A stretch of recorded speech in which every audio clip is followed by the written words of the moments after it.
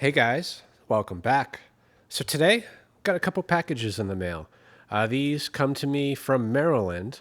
A subscriber, Steve, was actually cleaning out his dad's garage and he came across an old Honda generator. It was disassembled.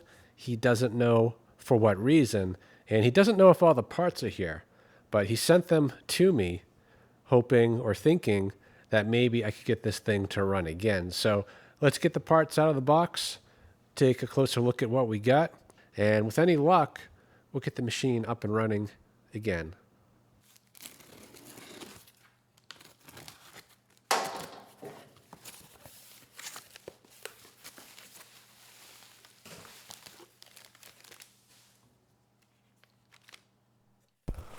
Kind of surprised to see some new parts, so that gives me hope.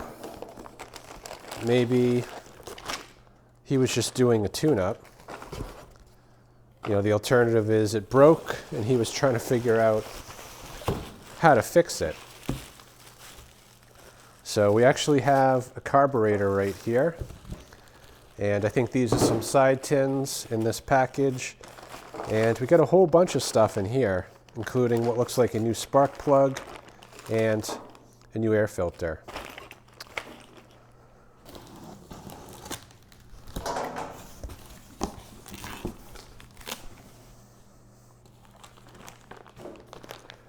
And we also have a service manual. Hopefully we don't need that.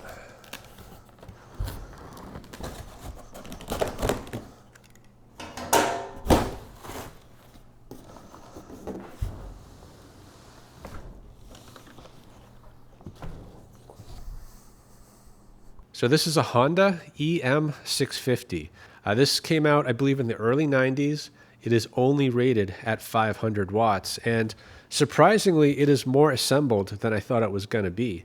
You know, Steve did send me a few pictures, and it was not in the state that it's in now. So, you know, I think he did just loosely assemble some of the parts just to make it a little bit easier to ship. So we're going to have to go through it real well before trying to start it, just to make sure everything is connected the way that it should be.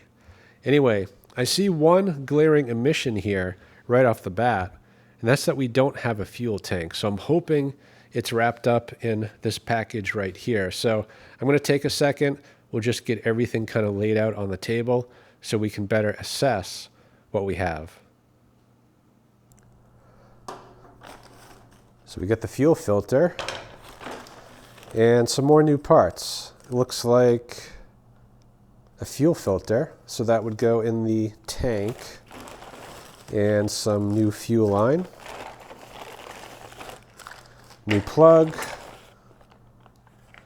airbox cover, tool cover, and it looks like we actually have the tool.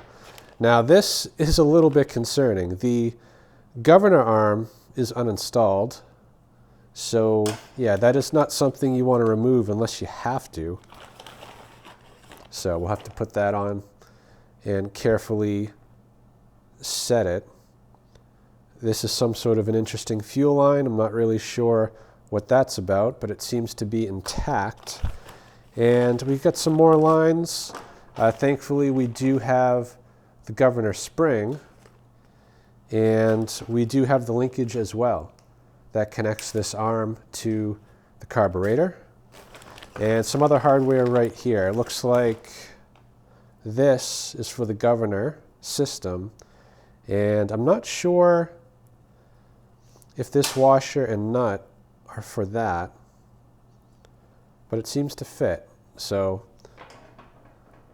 yeah, we'll say that's for clamping down. And this little guy, I'm not sure where it goes, so that's something we will have to figure out. Anyway, let's grab this package, which seems to be the carburetor. And nothing is bound up. Looks pretty good on the outside. So that is a good sign. And then we have this big package over here. So let's get that opened up. I am willing to bet that is the missing fuel tank. And maybe some other stuff. Yep.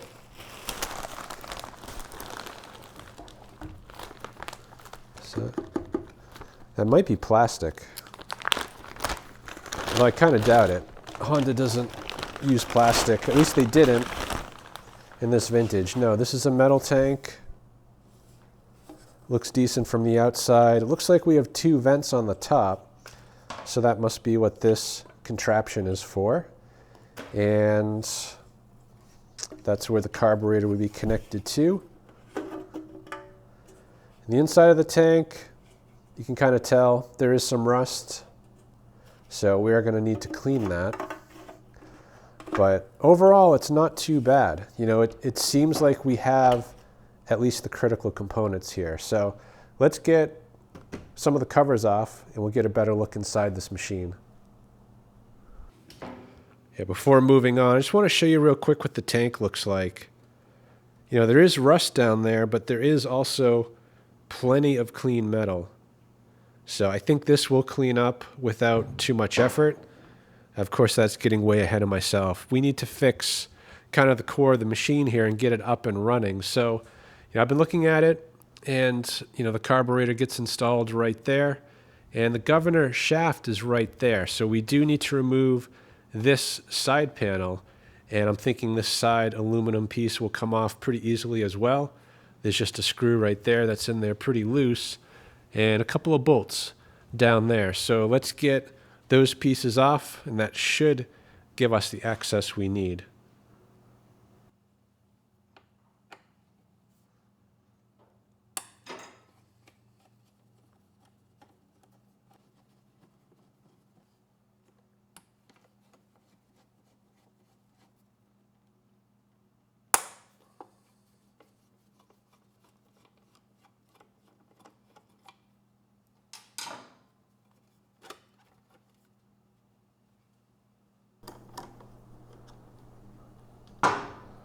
So pretty sure this will come right out.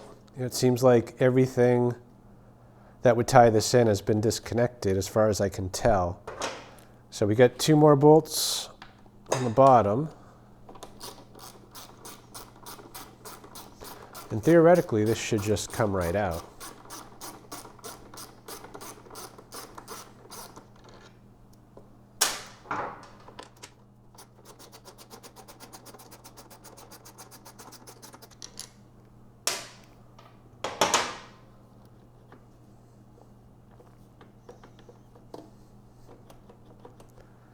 Yeah, there's actually one more up here. Holds the front cover on, but I think it's also tying in this end piece.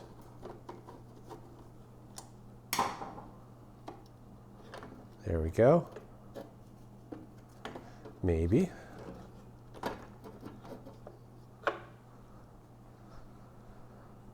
Things look pretty good in here. Looks like we have a vacuum line running off of the insulator, or possibly that's a breather, more likely. We do have the bolts for the carburetor, and this is the governor shaft. This is where the governor arm would attach, and it looks like the governor spring would attach right up there, and that's the adjustment for the spring tension.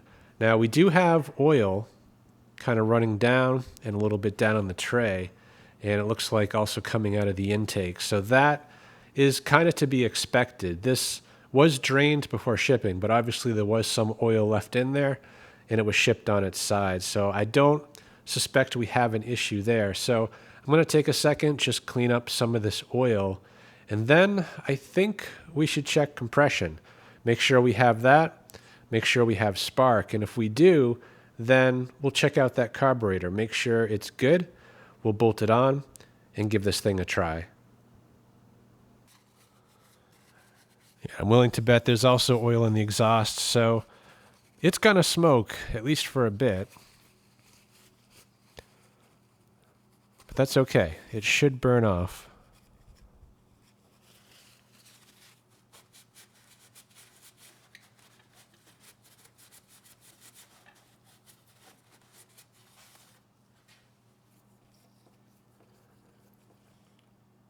According to the manual, this should take 350 milliliters of 10W30.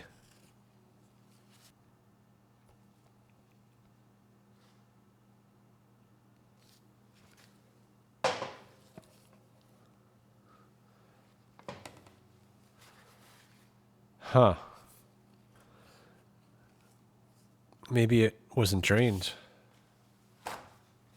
I was going to say, let's add 350 milliliters of oil before pulling it over to do a compression test. So I started to add some oil and found that it was pretty much already full. So yeah, not a great thing actually that it was shipped sideways with oil in it. So I'm going to just take a second. We'll drain out what's in there. We'll start with some fresh, and then we should be good to proceed.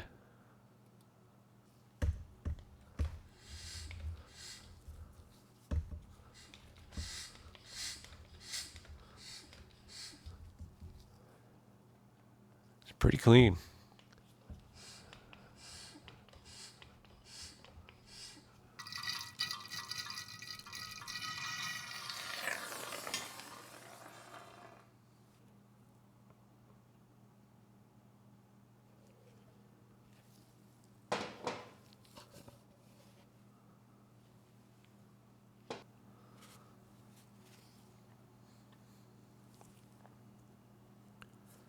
Yep, we are nice and full.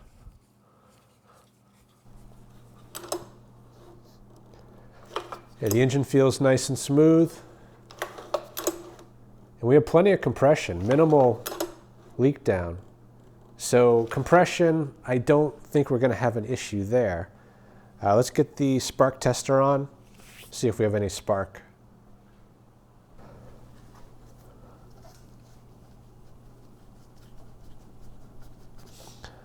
Wow, that boot is really on there. I'd say it's been some time since it's been removed, so I don't want to break it.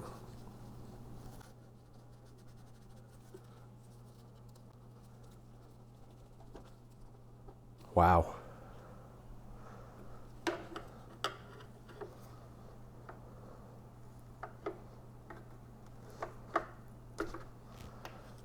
There we go.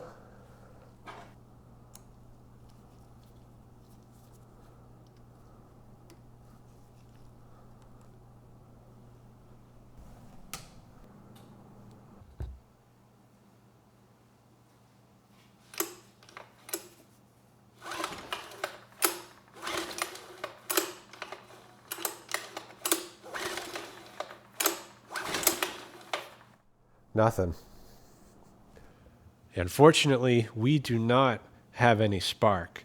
That said, I'm not overly concerned about it yet. Honda generators of this vintage, they do have electronic ignition, but it's not on the coil. It is a separate module. And when looking over this piece right here, I think that is the module in question. So I'm going to temporarily reinstall this. We'll get it plugged in right there, and we'll check for spark again.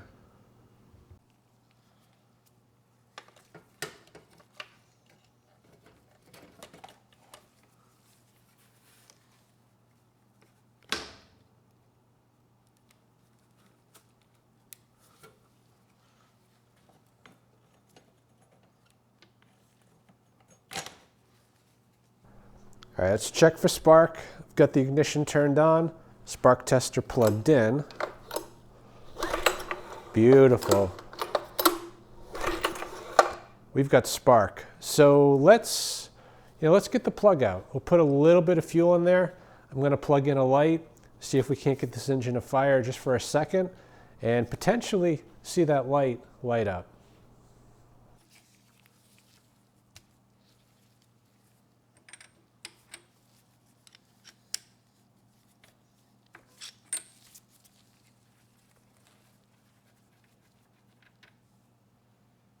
Yeah, it does look like there is a lot of oil in that cylinder, so yeah, it's going to smoke.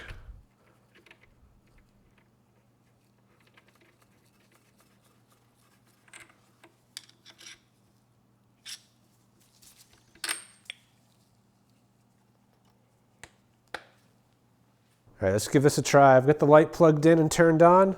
The ignition's turned on as well. Now, it is unlikely that the engine's going to get up to speed, which means we may not see that light come on. But let's just pull it over and at least get the engine running. And if we're lucky, maybe see the light. Okay, let's refuel. We'll try this again.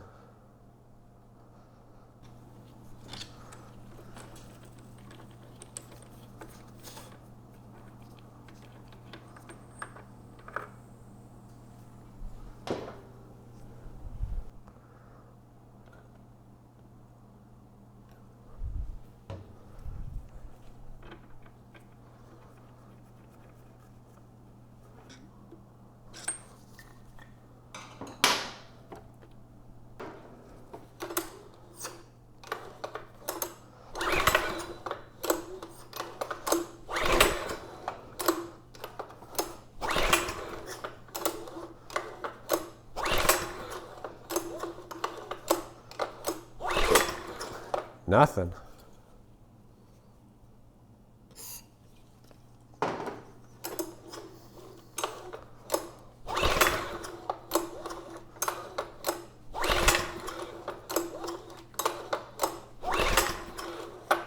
And we get nothing this time, so I'm thinking the plug is most likely wet with oil.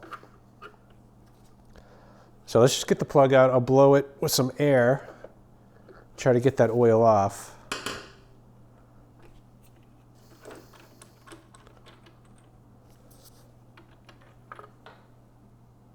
Yeah, plug looks pretty wet.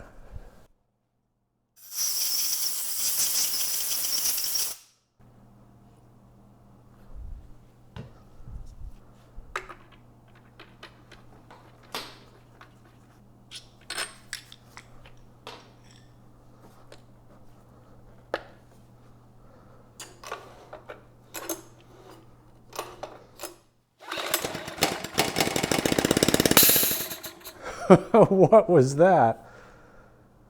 Was that oil? May have been. Maybe some back pressure there. So that could also explain why it's not running too fast. That exhaust is probably a mess. Anyway, let's try it one more time.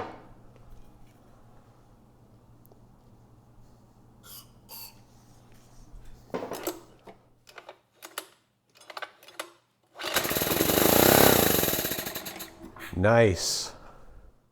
Very nice. The generator, it works. That light came on. So the generator's good. The engine sounds good. You know, we just need a fuel system. So we'll take a look at that in a minute. Anyway, I think the initial issue we were dealing with was just back pressure in the exhaust system. You know, the first time the engine started, it ran really slow. And actually, when I took the plug out to put some more fuel in, there was back pressure that was released. And of course, the second time, engine ran slow, and we definitely ejected or evicted something from that exhaust. So now the engine can breathe, and that last attempt was the result. You know, it could get right up to speed, and that light turned on. So yeah, the core is good.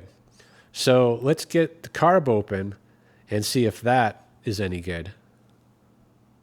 All right, so what do you think? Is it going to be nice and clean? That bolt was pretty loose, so I'd say someone's definitely been in here. Maybe they already cleaned it. Looks nice and clean there. I can see the threads are clean.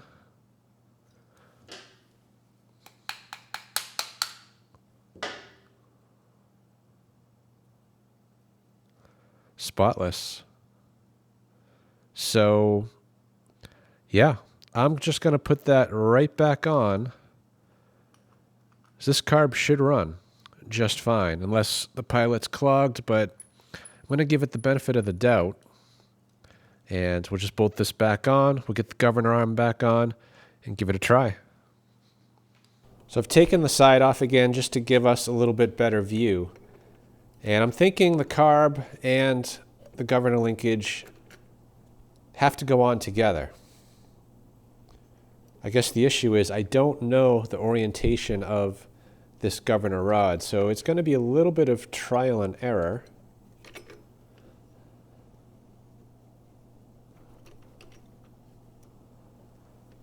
I guess that is one possibility like that.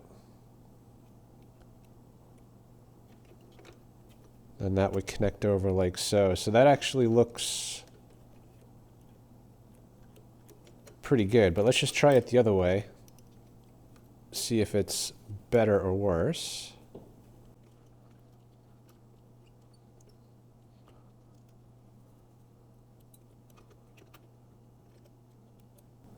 Yeah, it's hard to say. Actually, they both fit pretty well.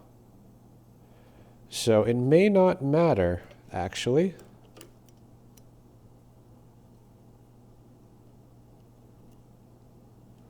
Yeah, I think it goes either way without issue. So let's slide this carb on a little more. Get this attached.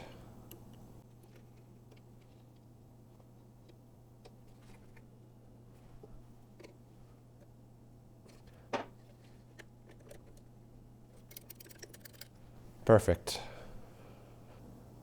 I'm going to start just by taking the tension off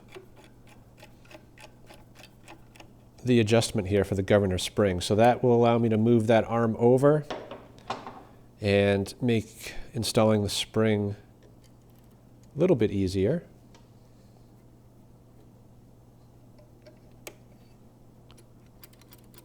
Okay, that is good. And now for the important part. We need to calibrate the governor so that when this governor arm is in the wide open throttle position, the governor shaft also has to be in the corresponding position. So pretty much on every small four-stroke engine, the adjustment procedure is the same. You have a spring that pulls this arm in either the clockwise direction or the counterclockwise direction. In this case, it pulls it to the right, which is clockwise. So we want to make sure that shaft is turned all the way clockwise until it stops, which is right there. So it's a very fine adjustment. And now all you do is tighten it down, being sure nothing moves.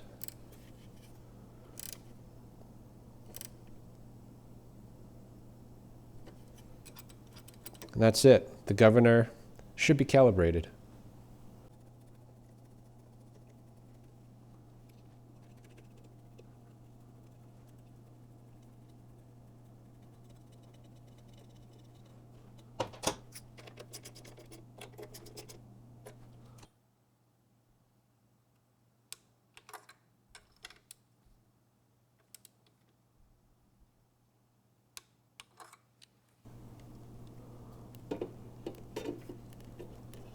I'm going to leave the airbox off for now, but I do obviously have to reconnect this so we get spark. And I'm also going to connect the choke cable. Without that, the choke is not going to stay on. So let's see if we can't figure that out.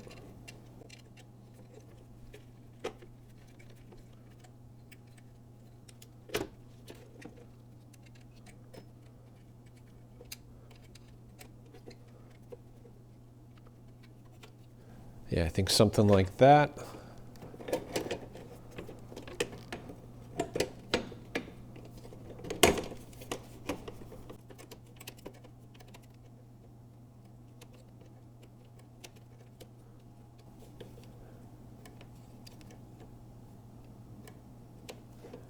Yeah, I'm thinking that spring probably goes on the back side. Not sure.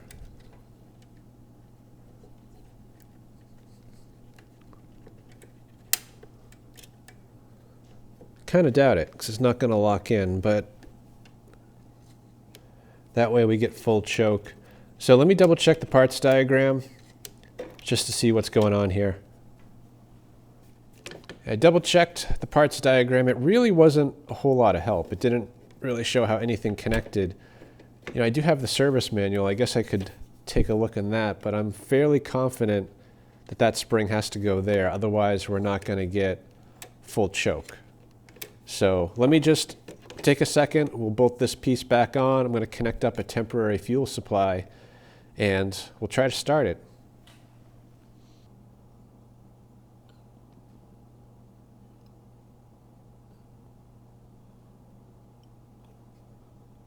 Okay, good. We are full of fuel. Needle and seat seem to be working. So let's pull it over. You know, assuming it starts, we'll double check the Hertz. It's going to be slow, so we'll bring up the speed until we reach about 62 Hertz. All right, choke's on, ignition's on.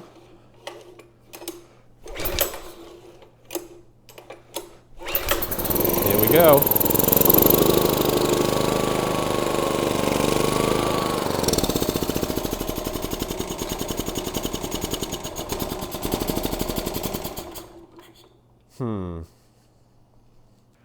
Yeah, well, the good news is the governor has full control of the engine, but I think we're dealing with back pressure issues again because the engine speed was fine and then it slowed down quite a bit and could not recover.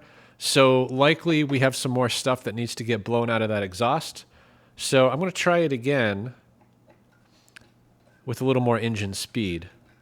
You know, I'm hoping that'll be enough to clear the exhaust system. Otherwise, we're going to have to uninstall it and see if we can't shake anything out in the other direction. All right, we'll try this again. Choke's on.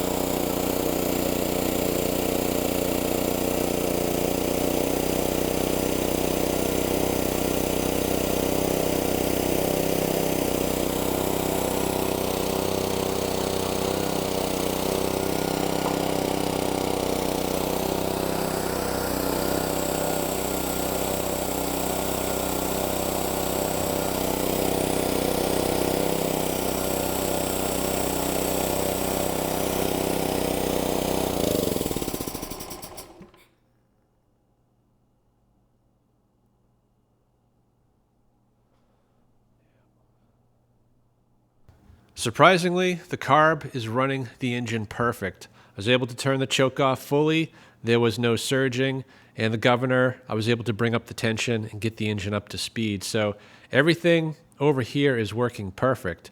And surprisingly, it didn't stall out this time. And the smoke wasn't really as bad as I imagined. Anyway, that said, I think we do still have issues with the exhaust system. I heard a loud hissing noise and I saw bubbles coming kind of from this area right here. So I'm thinking the muffler, it is restricted and not allowing the engine to breathe properly. So if possible, I'm going to try to separate the muffler from the exhaust manifold so we can gain access to clean out whatever mess might be inside it.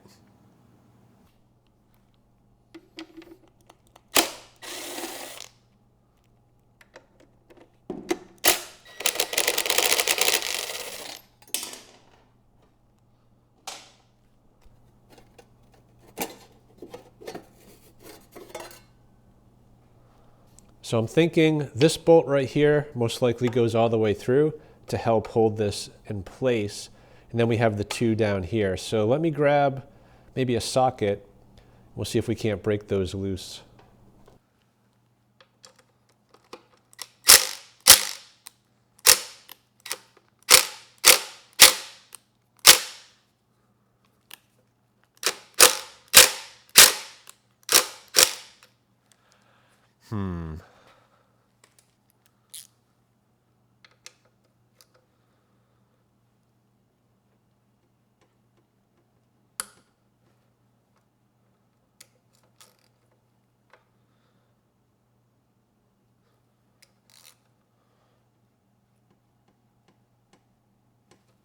This could end badly.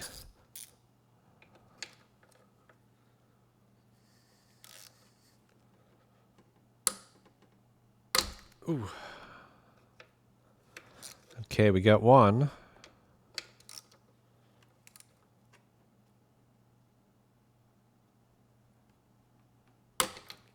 Two.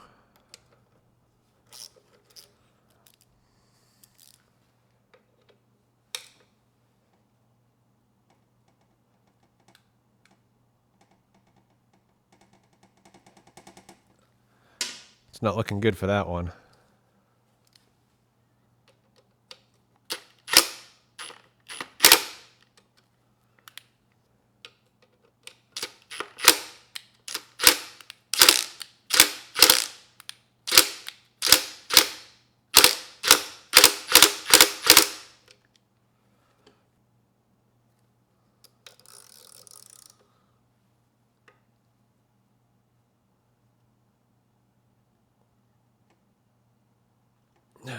Nope.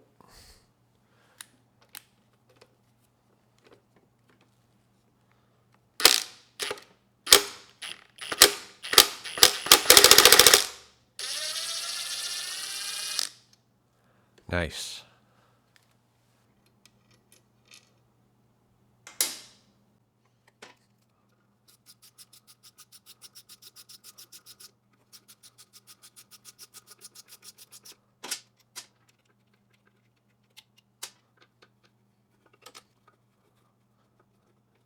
Oh, it's so close, but I think we do need to loosen this up.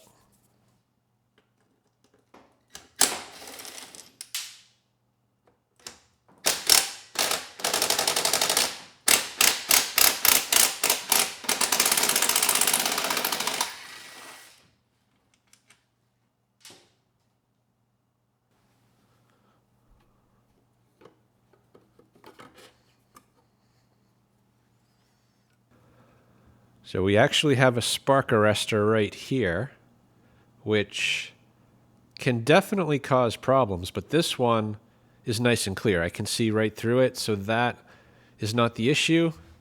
And yeah, it's kind of hard to see in here, but what I can see looks to be in pretty good shape. So yeah, either the clog is somewhere else where I can't see, or potentially it's right here.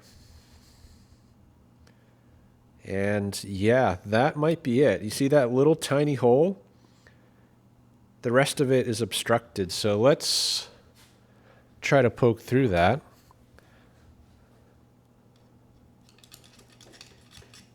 Ooh, there's a lot of it. Whatever that is. So yeah, I might not be able to clean it out from this side like I was hoping. So yeah, let me work at this a bit. Maybe we can just blow some air through it and just clear out the blockage.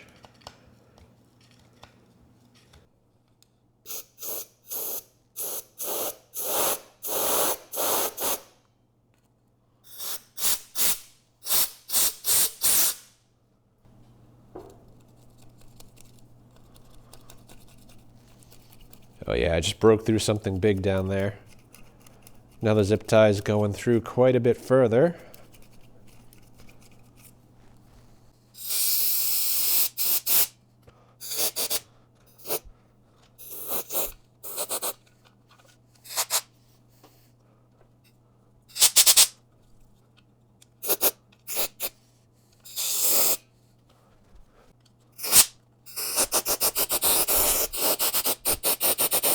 Yeah, it seems to be breathing quite a bit better. So, there's no way for me to know if I got it all, but I got a lot of it, and I think it'll run now without restriction. And hopefully whatever's left will just bake off once we get this engine up to speed. So let's get this reinstalled, we'll restart the engine, see if that hissing sound is gone.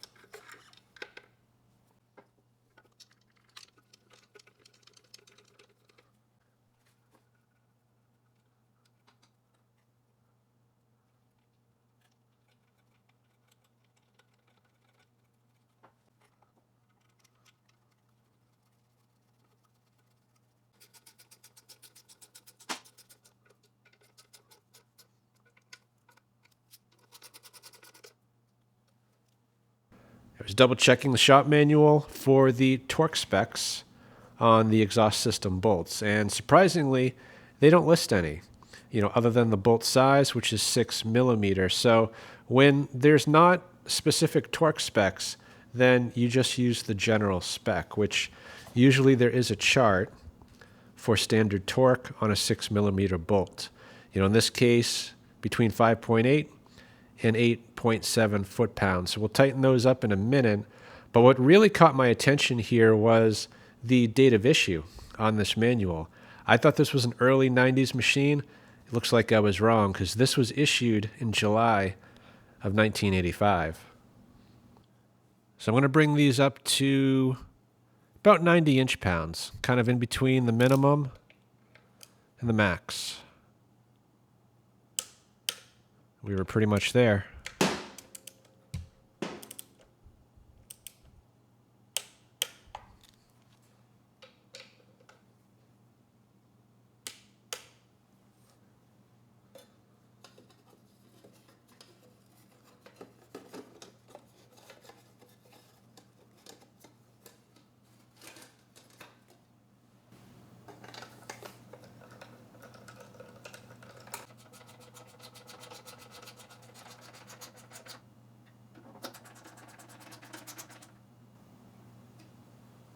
All right, let's try this again. Hopefully this time we don't see any bubbles down here or hear any hissing from the exhaust system. So I've already refueled. Let's turn the ignition and the choke on.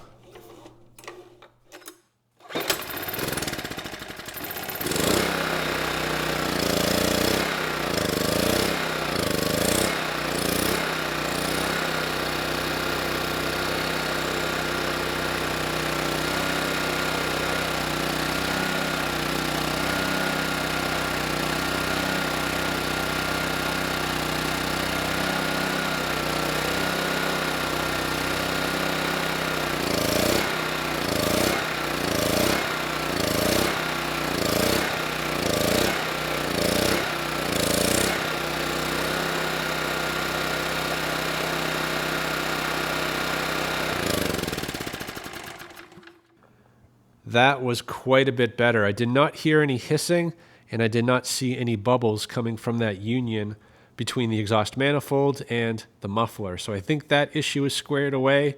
And surprisingly, we were surging this time. And I say surprisingly because the first time we ran this, it wasn't surging at all. And I actually expected it to without the airbox. So I think now that we don't have all that back pressure, the engine is breathing quite a bit easier and now causing a lean condition. So that, I think, will be okay once we get the airbox back on. So I'm not going to worry about that yet. So I guess the big outstanding item here is the fuel tank. And now that everything here is looking pretty good, I say we turn our attention to that and get it cleaned up. All right, before we clean the tank up, let's just get a better look at kind of the starting point here. The bottom didn't look too bad, and that's what we're looking at right now. You can see a lot of metal. You can kind of see the sides of the tank. To your right, those look a little bit worse, but not terrible. And the top of the tank is now on your right. Looks pretty bad. I would say that is the worst part of the tank. So yeah, this is going to take a little bit more work than I had thought. That said, though, we should be able to clean it up. So I'm going to start just with some water, some nuts and bolts. We'll shake it around. We'll just try to break up kind of all the loose rust. We'll wash that out. And then we'll fill this right to the top with the vapor rust and give it a week or so. And with any luck, the tank should clean up. I suppose before we start, we should plug this barb right here. This is where the fuel line connects. So I'm just capping it off with a vacuum cap. We're also going to have to do the same to these vents up here. So I'm going to plug, I think, one of them. And the other one, I might leave. This tank's going to build a bit of pressure when I put the hot water in there, so I'll just keep my thumb on it, shake it around, let the pressure out when needed, and I think that should work pretty well for us. So let's get a bit of water in here.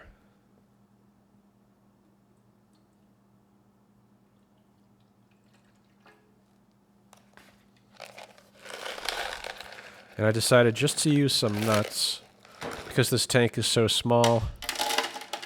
You know, I don't think we need to actually put bolts in there.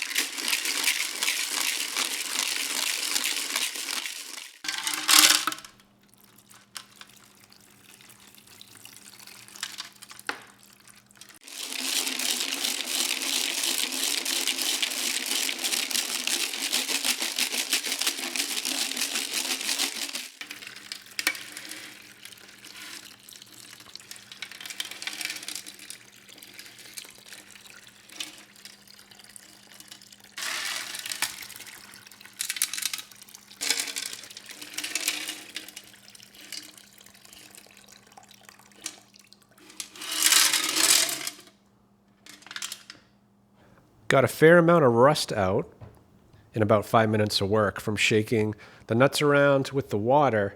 And we're kind of at the point now of diminishing returns.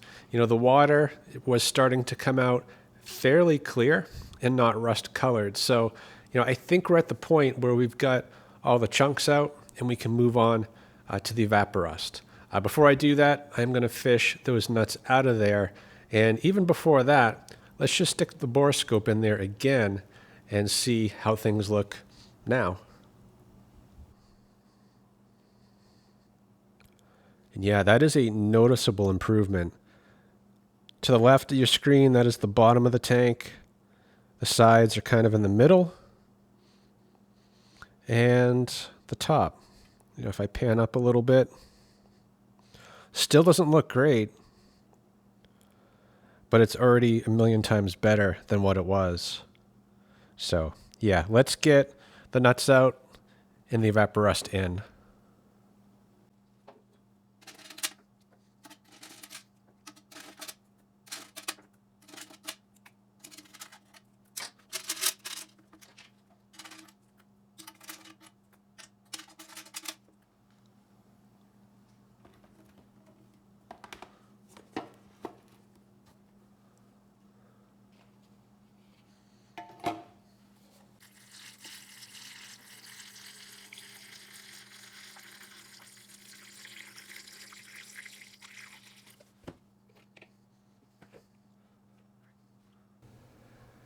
We are filled right to the top.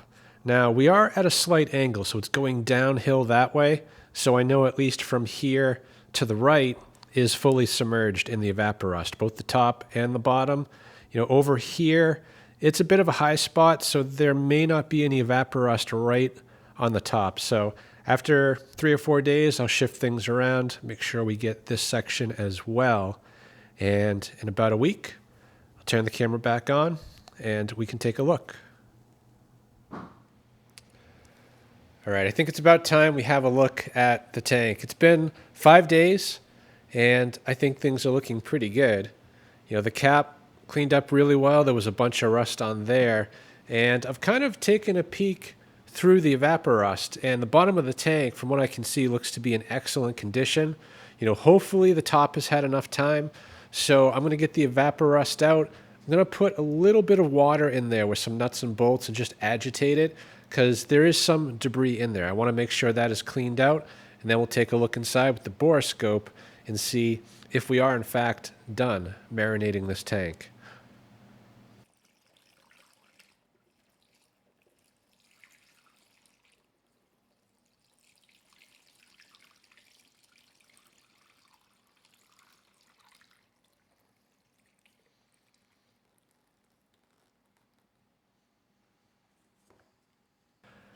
Actually, before adding fuel in to kind of clean out that evaporust, let's take a look now with the borescope. There's no sense in adding fuel into the mix if we just need to let this soak a little bit longer with the evaporust. So we'll take a look with the side camera looking down the length of the tank. And yeah, that is a big improvement.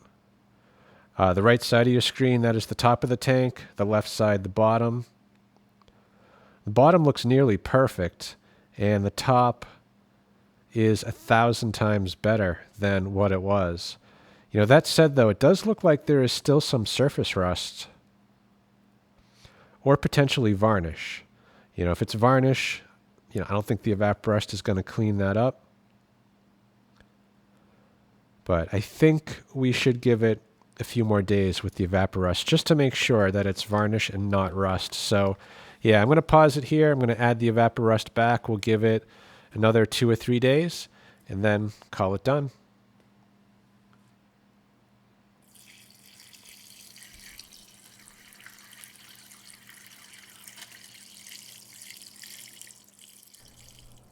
I think it's time we have another look. It's actually been 8 days since the last time you saw this. I got caught up on another project, and that is the beauty of evaporust. You can leave it in there, and it's not going to cause damage to the metal in the tank. So we'll get this drained out, similar to the last time. We will clean it out with some water, and then have a look inside.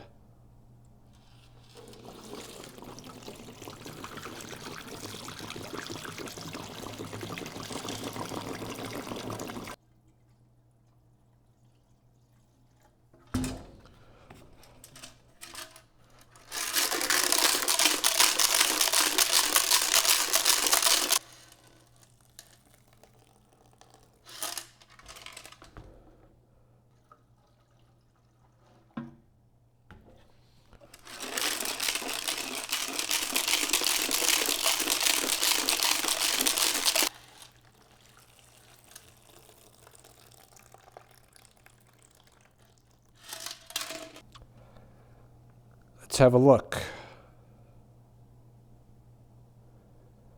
It is looking pretty good. To the right of your screen, that is the top of the tank. The left is the bottom.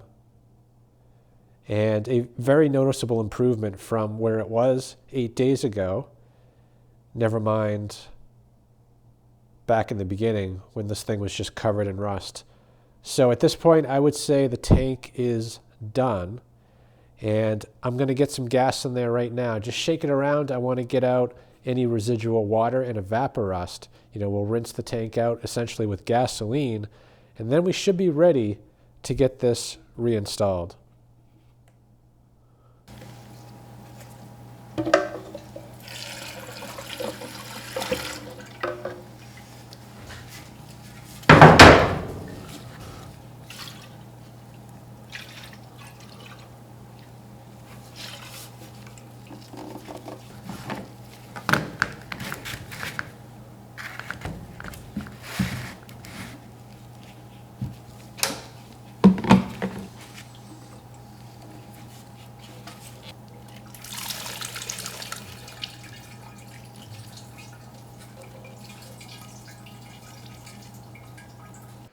I was getting ready to put the tank back on the machine, and I noticed a couple problems. The first one is the cap. There are some cracks in the gasket, which I thought was going to be okay, but the bigger issue is when I put the cap on and twist it in place, it actually is not a tight fit. It moves around quite a bit, so that gasket most likely shrunk in the evaporust. So we do need to order a new one of those.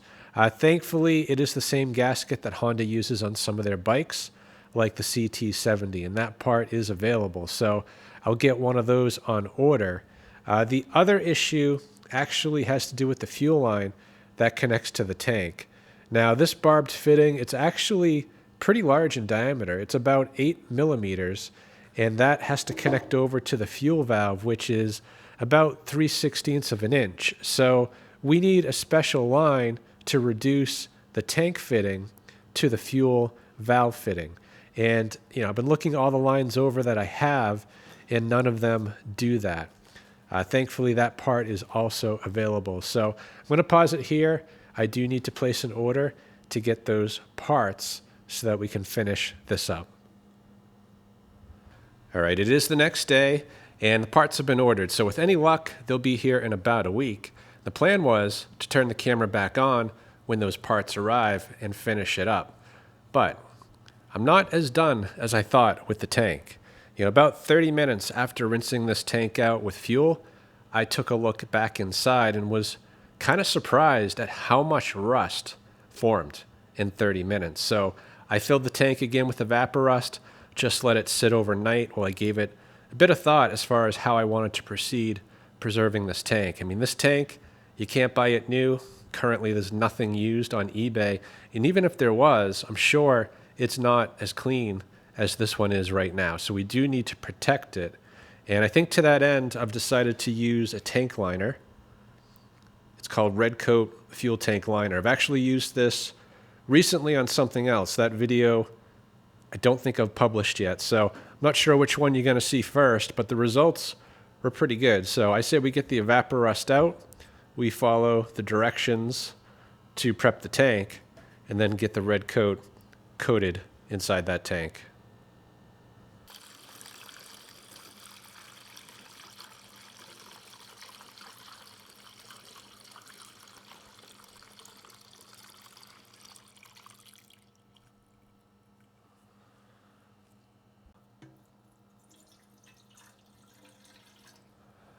So I'm just going to rinse out the evaporust with water like I did last time. And then immediately I'm going to fill the tank with water with a bit of degreaser. The water actually should be warm. And then we'll let it sit for about 15 minutes, rinse that out. And then there's two options. You either wait until the tank is fully dry before using the red coat, or you can rinse it out with acetone and apply the red coat right away, which is what I'm going to do, because I want to minimize the amount of time that this is left open to the atmosphere drying, because it's just going to create a lot of rust. And the red coat actually will stick to it as long as the rust isn't flaking. But I'd still like to get it coated as quickly as possible just to minimize the amount of rust that forms in this tank.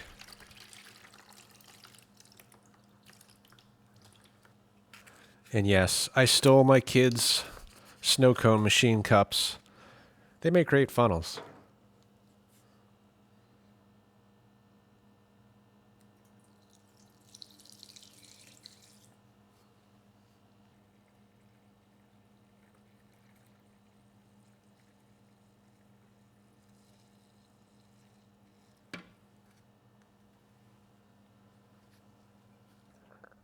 All right, it's been 15 minutes, so we'll get the degreaser out, rinse it once or twice with water, and then we'll rinse it with the acetone. And at that point, we should be ready for the red coat.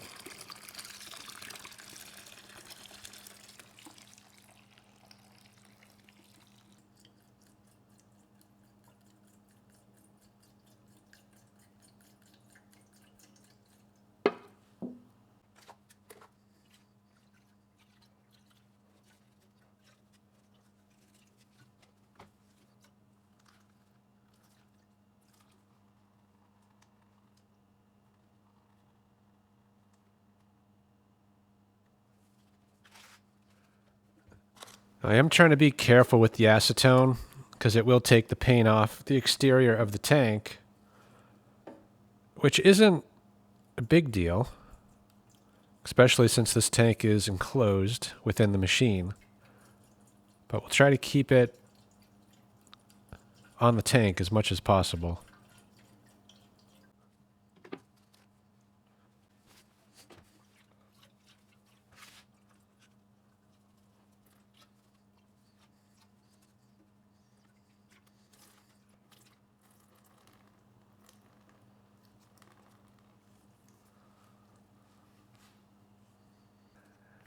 And 1 can of this red coat can coat up to a 12-gallon tank. So I've already used it once on a 4-gallon tank. So there's plenty left for this little tank. It's, I'd say, less than a gallon.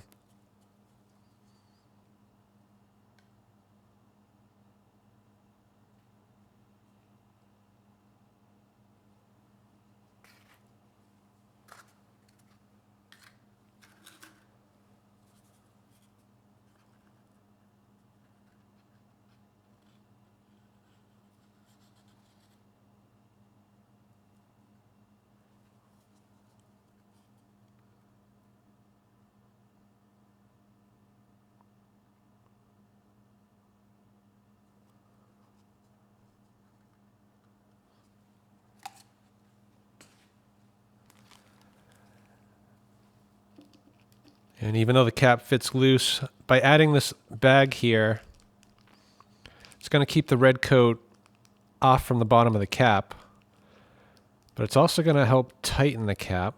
So right now it's not moving around. And we have caps on the vents as well as a cap here where the fuel comes out. So we should be safe to just spread it around. You want to do this for a few minutes. Make sure you coat everything. And then you have to drain out the excess. You don't want to leave a puddle in there because that will not cure properly. It'll just skin over the top and the stuff at the bottom of the puddle will never cure.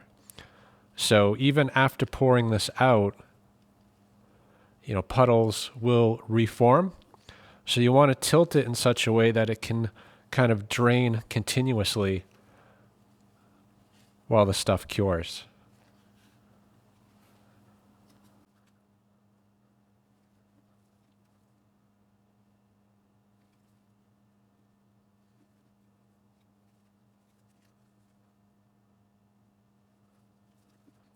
All right, that should be good. We'll take a quick look before pouring it out.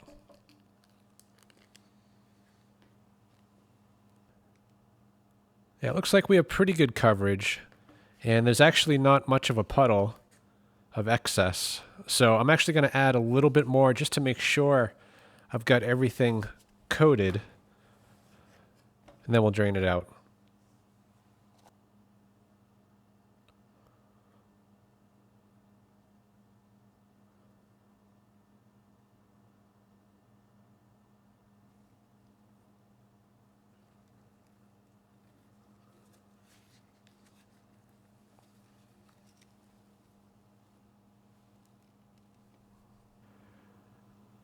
Anyway, you get the idea. It is draining out through this vent. You know, I could drain it really through any of these openings, but this one, if I leave the tank tilted just right, it's at the lowest point of the tank. So it'll prevent the puddling. So I'm just going to let it sit like this overnight, and we'll check back in the morning.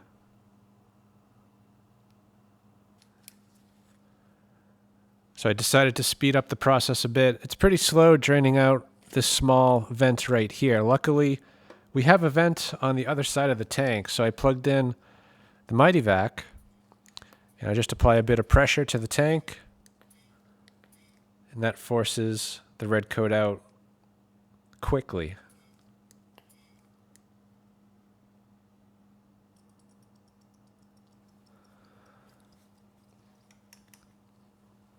Okay, and that's it for now. So I'm going to cap it just so we don't leak. And I'll keep it at this angle for about 5 or 10 minutes and then come back and do this again. This is going to be a process over a couple hours just to make sure we don't get any puddling. Every 5 or 10 minutes, I'm just pulling that plug on the vent, you know, pressurizing the tank with the Mighty Vac just to push the puddle out into this bag. So while waiting in between those intervals, you know, I'm just going to shift my attention and clean some of this dirt off the machine. Yeah, I tried a little bit of WD-40. It's not really cleaning that dirt off too well, so I'm going to use the goof off. That is pretty safe and effective and should take those stains off.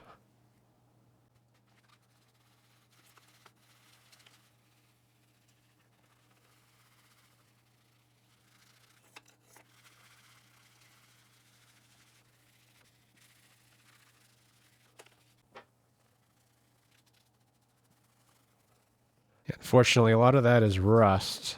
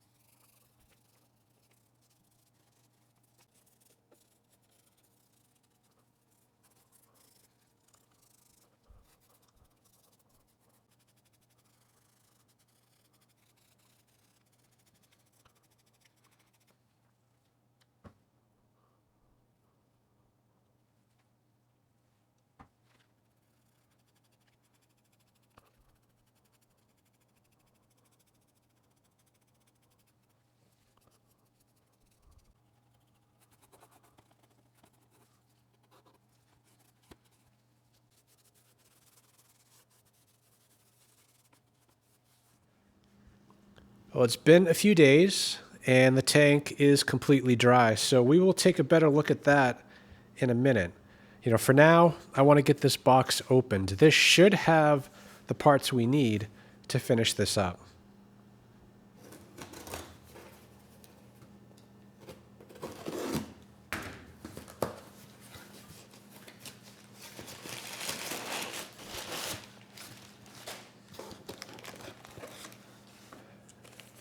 And there we go. We got an O-ring for the cap and the fuel line with the larger fitting on one end and the smaller on the other. So this should do it. So let's get the O-ring out and we'll start there.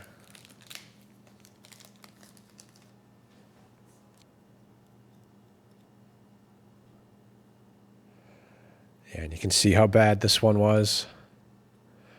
A lot of cracks. So even if it hadn't shrunk, it wasn't going to last very long. So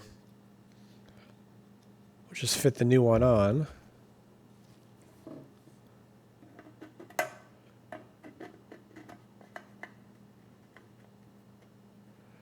Yeah, that should do. And then the fuel line.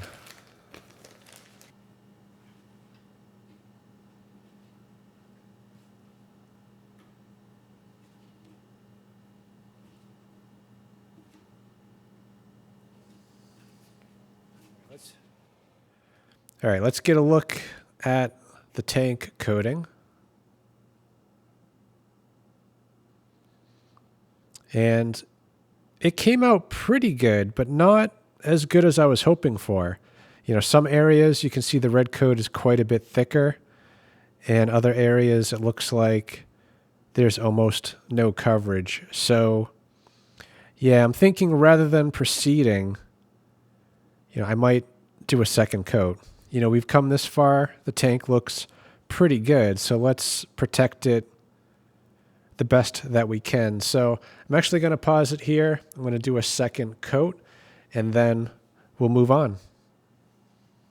It is 24 hours later, and the red coat, it is dry, but it's not fully cured. So we can't add fuel to the tank yet, but it should be safe to reinstall.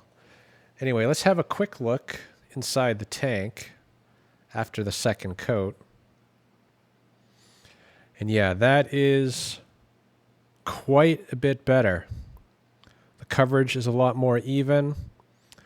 There still are a few thin spots, so I am tempted to add a third coat, but I think that's going to do more harm than good because the stuff left in the can, it's getting kind of clumpy, and I think if I put that in there, it's going to have kind of the opposite effect of what I want. So I'm going to call this good and move on. So let's get that fuel line back on, and I can see already we have a problem. This was clear last night, but it has clogged up, and you can see it's not fully cured because it's too thick, so that's actually a good thing. So let me just get a drill bit, make sure that is clear, and then we can move on. Yeah, we'll just start with a small one here.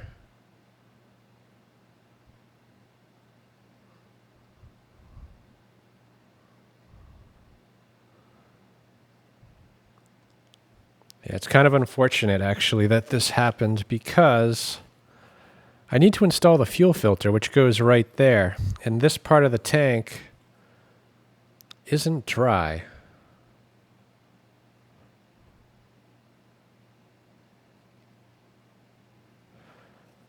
So, I might have to delay this just a bit.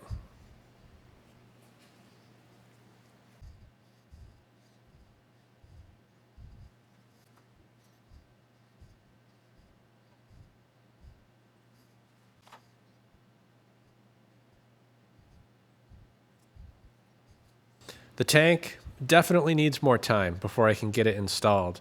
That said, though, there is still a bunch of things we can do.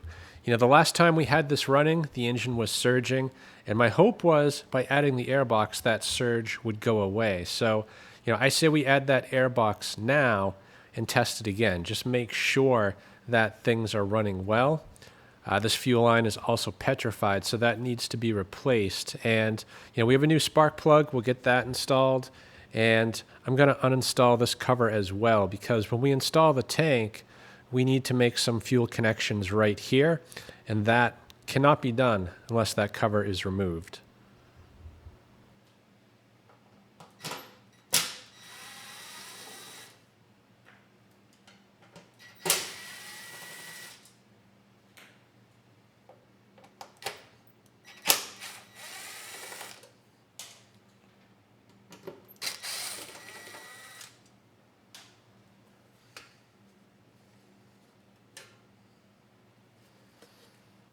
It's pretty tight quarters in here, and this is a really odd setup.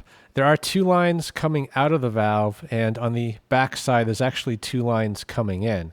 Usually a fuel valve just has one in and one out for the fuel. You know, in this case, the tank vent also goes through here. So we have fuel coming in as well as the vent, and then we have fuel coming out. This is the petrified line we need to replace, and the vent line is actually in good shape, so we're going to leave that alone. Anyway, to get this line off, it's pretty tight quarters in here, so I think we actually need to loosen up this end housing to get a little bit better access to what we need.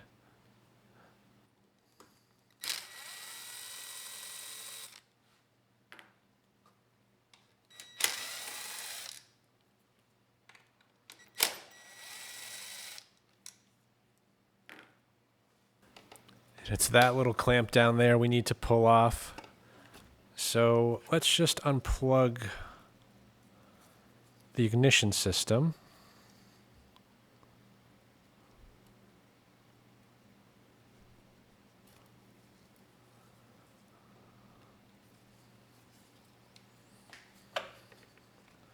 And the choke cable's still connected, so I might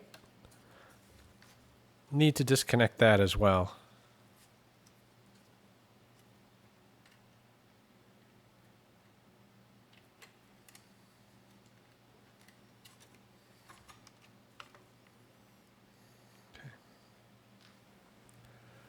It looks like the fuel inlet is a little bit varnished up, so we're going to have to, I would say, spray through that with some carb spray, make sure it's clear. But let's get this line off first.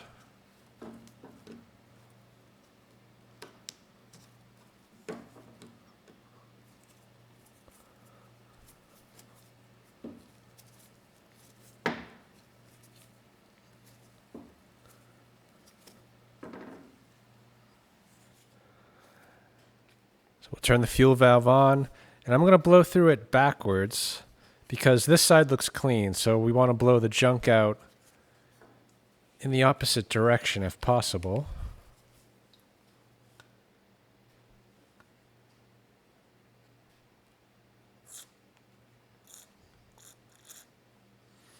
And it is clogged solid, unfortunately. So we might have to take this valve apart. But let's just start with a small drill bit. We'll just dig out the junk that's right there, because it does feel clear, at least right there. So maybe it's just obstructed right there.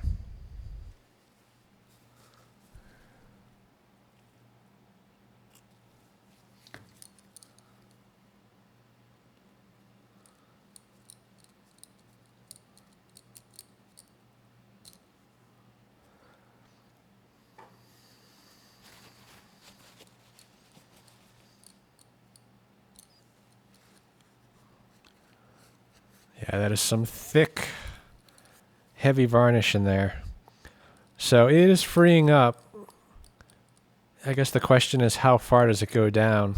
Meaning, does it go into the valve body itself? But it looks like this obstruction is clear. And this is something too, once we start passing good fuel through here, it is going to loosen up and kind of wash this stuff away.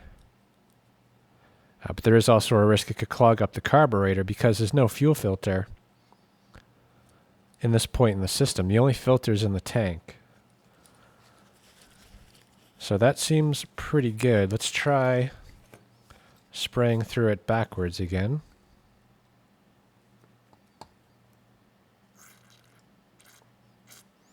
And nothing. Still clogged. Oh, there we go. Beautiful.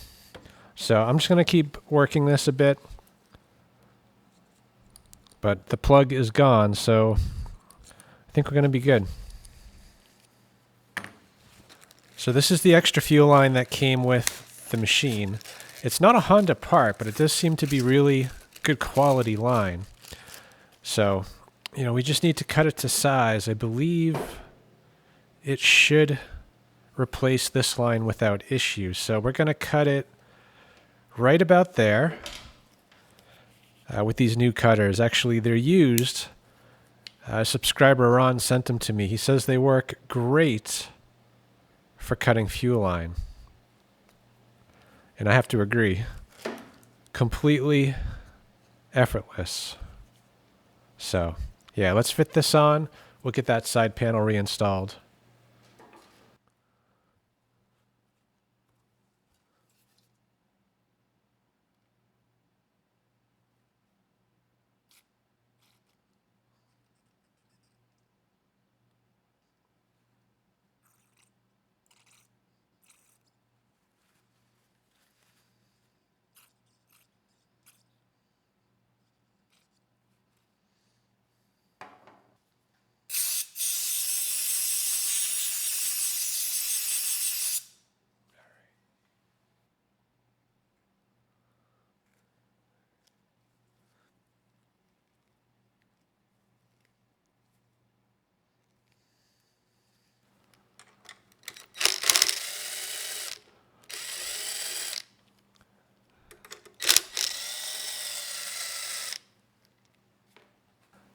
I'm going to get the airbox on while I have really good access to do so. Now this airbox, it's not broken, but you can see the plastic, it is stressed right there. And this tab, I think, is on the verge of breaking. So ideally I would replace this, actually the whole thing. Unfortunately, the cover, it is discontinued, and that's probably the worst of it. You can see how it's warped on the corners right here. That said, I did find a brand new airbox base, not the cover. And as far as I can tell, this is the last one currently for sale, at least in the United States. So I grabbed it thinking that if I don't, I may not have another chance to buy one. And of course, I'm sure it'll fail if I don't buy it. So we'll put the new base on. We got to transfer this wire over. And this cover, we'll use it for now. But yeah, it's not in great shape. That ideally should be replaced. So that actually might affect the way it runs. So if it is surging, I might try to, you know, clamp that down somehow and get a better fit.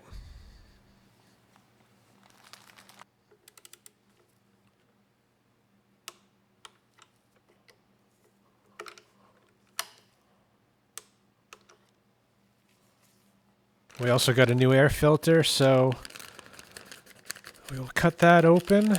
And I think this one might be oiled already. Yeah, you can see it on there. So there is no need to add any oil to this one. Now, it actually seems a little big, but it is fitting in here. So I think this is the right part.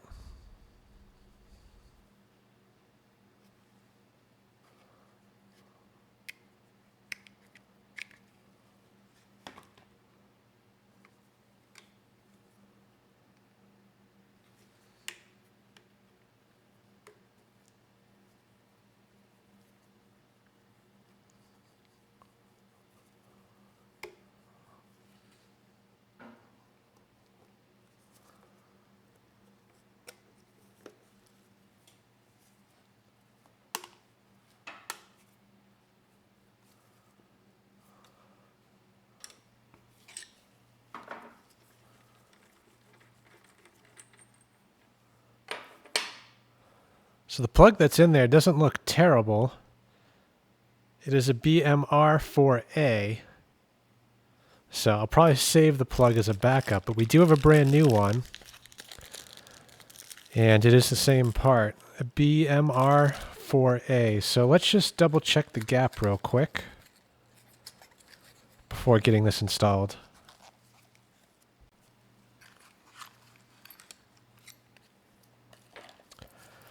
And it should be between 0.24 and 0.28 inches. So right now,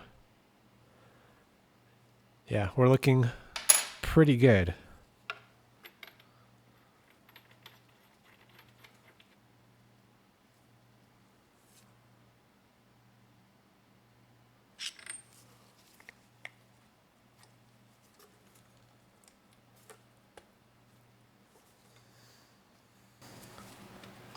I think we can get this reinstalled, hopefully for the last time. You know, the side panels need to stay off for now until we get the tank installed. But we'll get this secured, get the ignition plugged back in, and we'll try this real quick with the airbox on. Hopefully we can turn the choke off without any surging.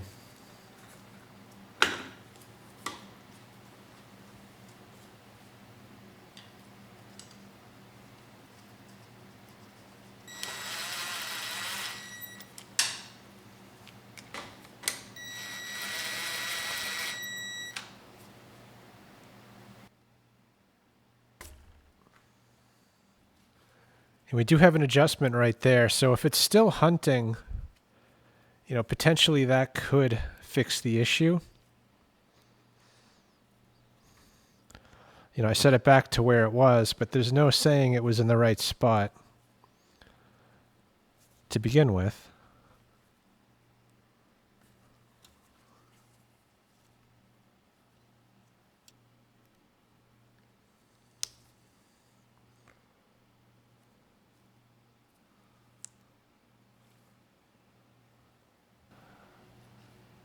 Turn the fuel valve on, the choke on, and I'm going to feed it right through the valve we cleaned up.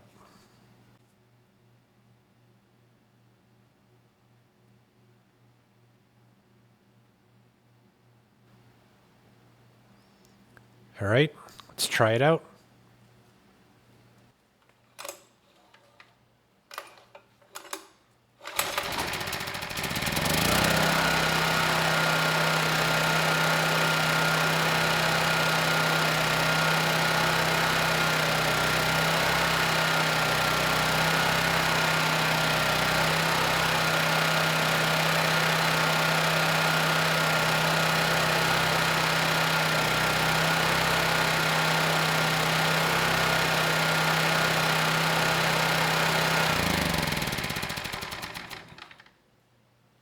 Well, you can't ask for a whole lot more. I mean, it started first pull, and this time, when I turned the choke off fully, the governor arm was steady.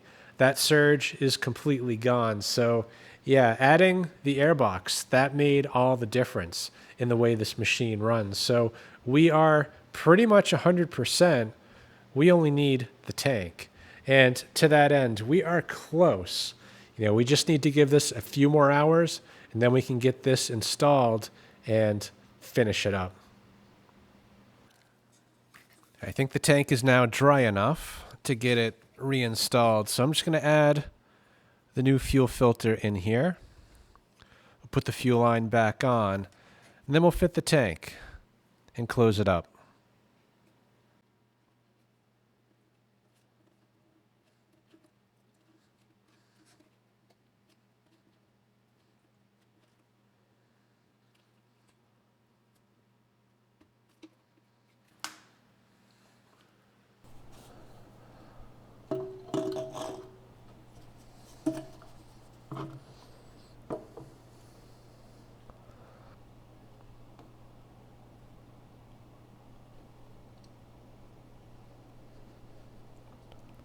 Now we get this tank vent on. It connects like this, and it's actually hidden under the handle when it's all back together. So I think we can put it on now and just connect it to the valve.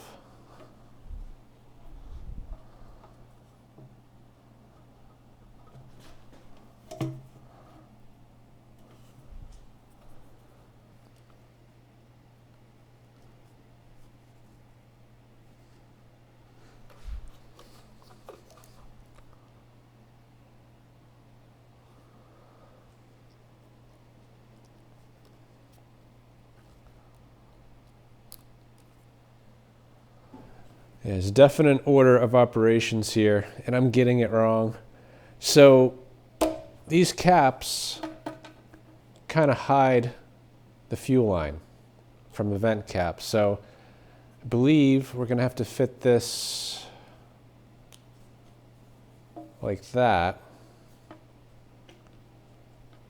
and then put the line on. So we need to do that on both sides.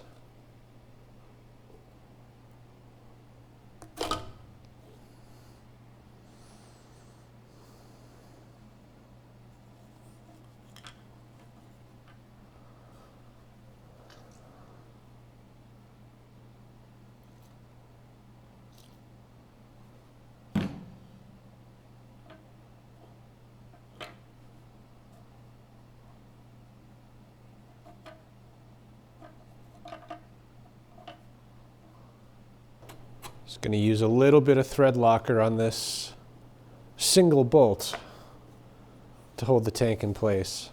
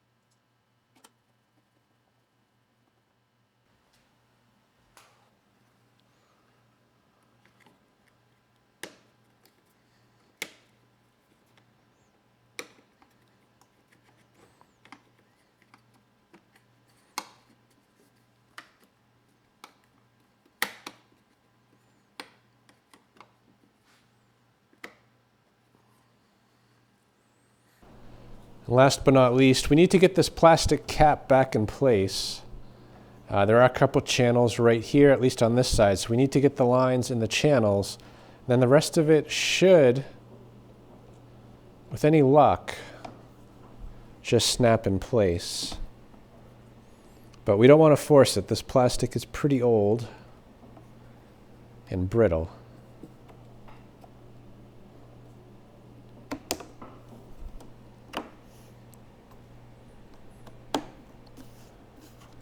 And there we go.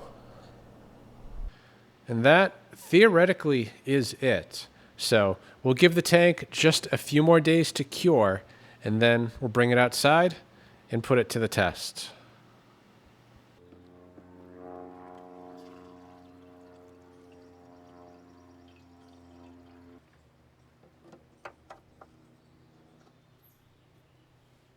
All right, let's see what this thing can do. Now, despite the number on the front, that is not the running watts. That's actually the surge watts of 650 watts. The continuous rating on this is 550 watts, and it's a challenge to come up with a load close to that. So what I settled on was just running 4 halogen lights. These are 70 watts each, so this would bring the load up to about 280 watts, and then I'm just going to throw in 2 box fans at 100 watts each. And of course, I ran into a little glitch, and that's that some of my halogen lights burned out recently. So made a trip to the store, half expecting I wouldn't find any halogen lights, and unfortunately, my fear was true. It's been harder and harder to find these incandescent lights, and this time I kind of struck out. But after staring at the shelves for a very long time, I did come across actually a better alternative. This is just a regular incandescent light rated at 200 watts. So I did not know you could buy these anymore. They had 2 of them on the shelf, which is perfect. So I'm going to add a 200 watt light in each of those top lights. So when those are on, it'll bring us up to 400 watts. The lights on the bottom are 70 watts each. So when all 4 of these are on, we'll be very close to the rated load. We'll be pulling 540 watts. So let's get the engine started. We'll double check the outputs, and then we'll bring on the load.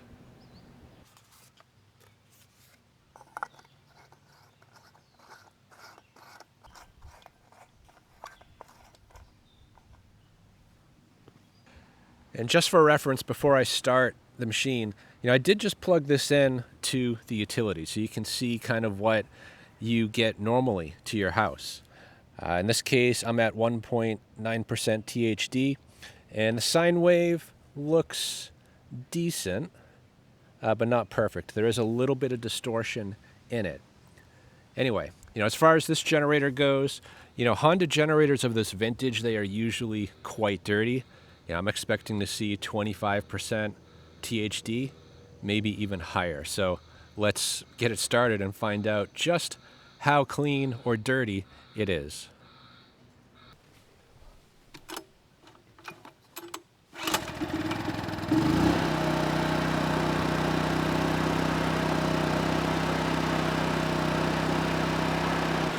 So without a load, we are starting a little bit high at 64.7 Hertz. And on this generator, the voltage is tied to speed, so we're high on the voltage as well at 135. Now, there is no AVR in this, so it's actually pretty normal to see high voltage like this. And the engine speed, usually I set these to 61.5, but on smaller engines, usually you do have to set them a little bit higher to pull the full load. So I'm actually going to leave it like it is for now. We'll see how it does under a full load. And if we're holding good engine speed, then I'll adjust the no load speed and try it again. Now without a load, THD, not too good. We're at about 23% THD. And the sine wave, yeah, it doesn't look great. This is a brushless generator and a dirty one at that. But that should clean up some once we get a load put onto it. So let's bring on the load and see how it does.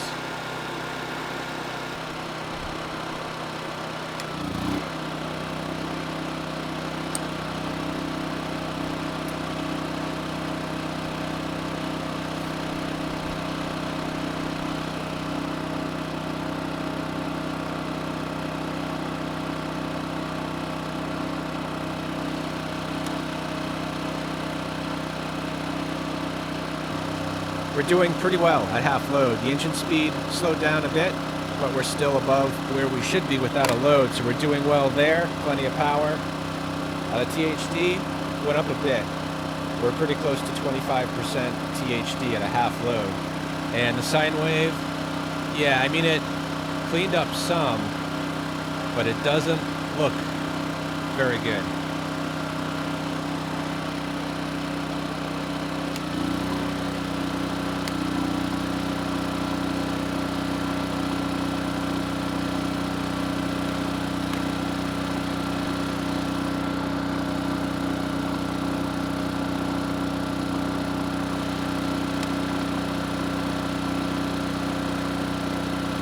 Yeah, we're doing pretty well at a full load.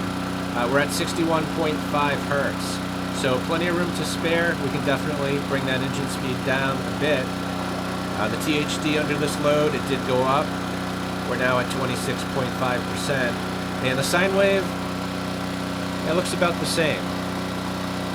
So let's actually try an overload. I'm going to bring out one of those fans. It's rated at about 100 watts. So when I turn that fan on, we will be at 650 watts.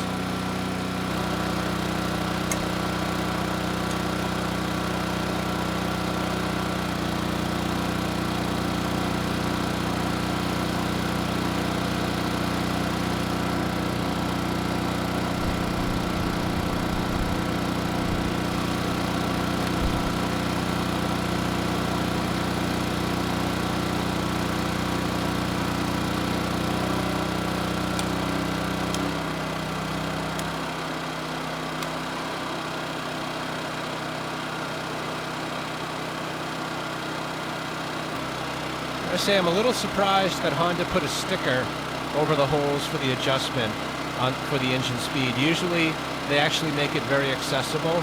Not that this isn't, but it's definitely not intuitive if you're not sure where to look. Anyway, let's back that tension off just a bit.